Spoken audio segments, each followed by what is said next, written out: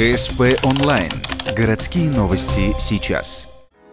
В Ухте официально объявили время новогодних чудес. Сделали это сказочные персонажи в последнее воскресенье декабря.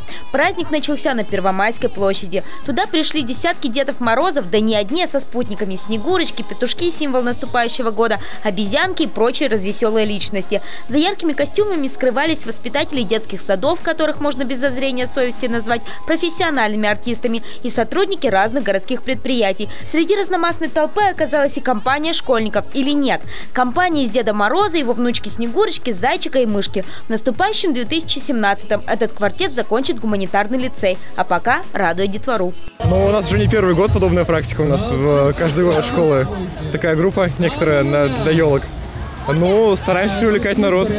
Первая елка зажжена, можно идти дальше. С шутками и песнями к главному корпусу УГТУ. Оттуда нарядная группа отправилась к дому быта-сервис. Ну а дальше самое интересное. Главный, можно сказать, верховный Дед Мороз открыл целый Дед Морозовский парад. Как принято на параде, главнокомандующему выделили коня. А еще и сани. Все, как любит широкая русская душа.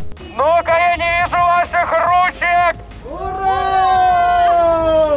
В этот сказочный парад затесалась и целая снежная сборная снегурочек от управления физкультуры. Как и положено настоящей команде, все в единой форме. Косы, как и короны, правда не настоящие, зато теплые и собственноручно связанные. Мы решили, что надо показать спорт во всей красе, поэтому своими руками соорудили атрибуты Снегурочек и Дедов Морозов, изготовили флаг «Снежная сборная Снегурочек», собрали всех желающих вместе с детьми, и вот мы здесь на празднике. Но открою вам секрет, вязала 2 человека, я и мой заместитель.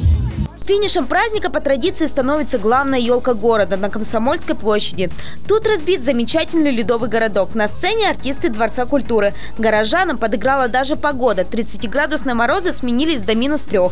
А это значит, что все рады. И празднику уж точно быть, несмотря на все житейские невзгоды. Ну что, раз, два, три, елочка, гори!